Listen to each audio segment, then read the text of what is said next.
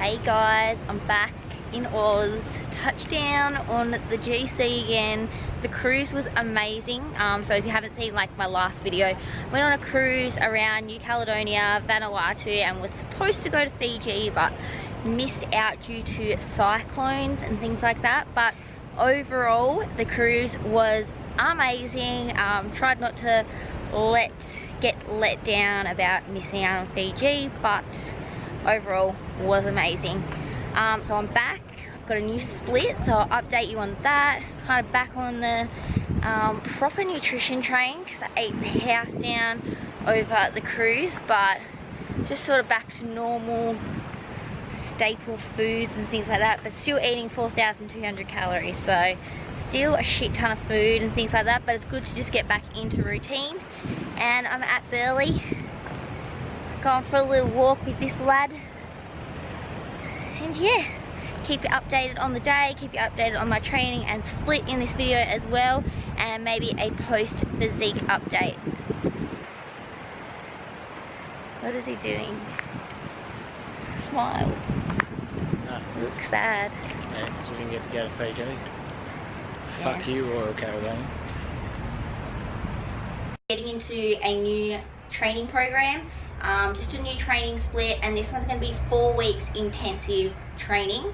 So I'm going to be training 6 times a week rather than my last split, which was 5 days a week, just because it is a short and sharp 4-week program, because then I've got it planned that my family are coming up for a week, so that's going to be my deload, and then I'm going to get back into 5 days a week training, and a lot more structured, so workouts, reps and sets are all going to be set in this one, in the next one.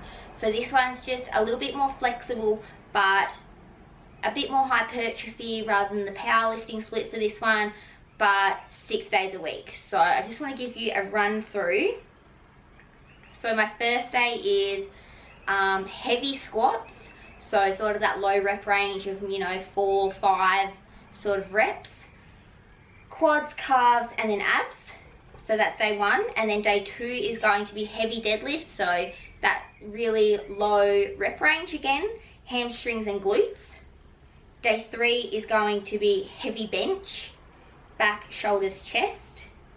And then I have done my 3 days of heavy lifting, so then I go into the next 3 days, which are going to be my hypertrophy compounds. So then I'll squat hypertrophy, quads, calves, abs. Then I'll deadlift hypertrophy, glutes, hamstrings, bench hypertrophy, back, shoulders, abs, arms, and then rest. That is my little split update, and oh my god, it is so hot here today. It's 31 degrees and I'm like getting puffed out just talking to you guys. So that's just going to end this clip. See you in the next clip.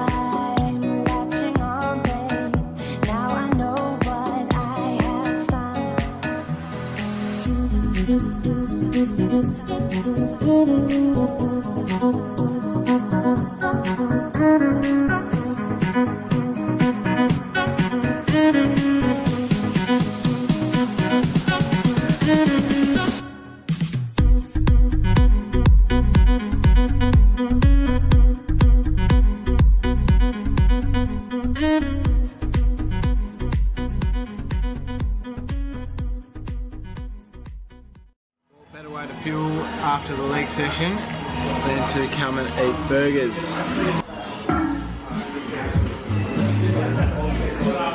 At the street diner tonight, I've got the double cheeseburger. Thank you. Alright guys, so before this video ends, I just wanted to touch on my weight, which I showed you at the start of the video. So it was 54.9, and that is post holiday. So before my holiday I was 52.7 kilos, so a bit of weight gain over the holiday and things like that. Despite the fact I was training on the cruise, there was very limited equipment, and I made them short and sharp sort of sessions because I had other things I wanted to do on my holiday, obviously. So I will accept the fact that most of that was definitely food and fat gain, but despite that, I am in a bulk still. So I'm going back to my normal daily habits of eating 4,200 calories, and I've got a new training split, which you would have known as well. So that was okay to me. It was still a really big shock to the system because I still struggle with accepting the scales going up. It is tough to deal with, especially having competed in competitions and things like that, being so used to being in that habit of wanting to see it lower and lower and lower, and now completely flipping the other way and wanting to see it get higher is really tough. So I did just want to touch on how to deal with sort of weight gain and things like that. I am not an expert, to say the least, but if it gives anyone some closure, that is my main goal, because I know a lot of girls struggle with this sort of thing. So in terms of knowing that you need to gain weight and gain muscle, and then the other half of your mind not wanting to, so sort of wanting to stay lower, kind of not see the scales change, it can be a mental battle. A few factors to keep in mind that's really helped me is, one, life is forever changing. The pathways in your life are always different, and sometimes you end up somewhere where you didn't even think you would be. So putting that into the perspective of your body is forever changing. It doesn't mean if you gain some weight over a holiday or even intentionally, it doesn't mean that it's there to stay and you're there like that forever. You can go the other way. Your body is forever changing. It does not stay the same. So that's one thing that always makes me feel better. Two is going in the gym and focusing on strength goals. So weight targets, wanting to squat heavier, and focusing your mind on what your body can do rather than what it looks like is something that really, really helps me. So that would be the second. And then probably the third major point for me is sort of having that support. So, and voicing when the devil in your mind is telling you otherwise. So when I've got that little devil in my mind one day about, oh, eating a deficit today, or oh, do some cardio today because you put on weight this morning when you weighed yourself, that sort of thing. When your little devil in your mind is telling you that sort of thing, what's really helped me is voicing that out to somebody who is really supportive of you and who can help you. So when that little devil in my mind is telling me otherwise and I'm kind of really stuck on trying to stay focused, I will voice my concerns and what's happening in my mind to my partner Chris. So, and then I'll tell him sort of what my mind's telling me, like, oh, I feel like I've put on a lot of weight this morning. I was really heavy. I don't feel like eating today. Like, I don't feel like eating my macros today. If I tell him that, he can always make me feel better and put me on the right track again. And it's kind of like, oh my gosh, like, I so needed that. So he'll tell me things like, remember what your goals are. So like, you want to put on muscle and you want to put on strength. What are your weight targets today? Look, you've got to squat 110 kilos today. You need that food in you.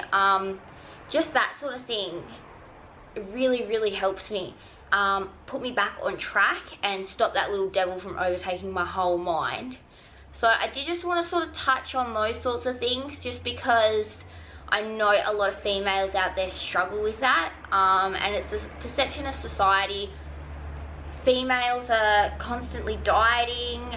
There's a high percentage of females who spend most of their 20s in a deficit, so always looking to lose weight, not eating enough to what they're burning and things like that, and it can become a really dangerous habit and a really dangerous mindset to get yourself into. And I know I've been in situations like that, and it's been these 3 key things that have really helped me to sort of know that it's not okay. Being in a low body fat percentage can also mess with your mind and your hormones. Everything becomes blurred as to what is healthy and what is not. So lots of things like that, but I'm going to cut it here because I feel like I've talked a lot. But if you are one of those girls and this talk really helped you, I'd love you to reach out to me, because it's something I'm really passionate about, just because of the situations I have been in at times. With Instagram and social media and things like that, it becomes really, really tough to accept that there's healthier ways to be doing things. So I'm going to end the video there. I hope you enjoyed it, and I'll see you in the next one.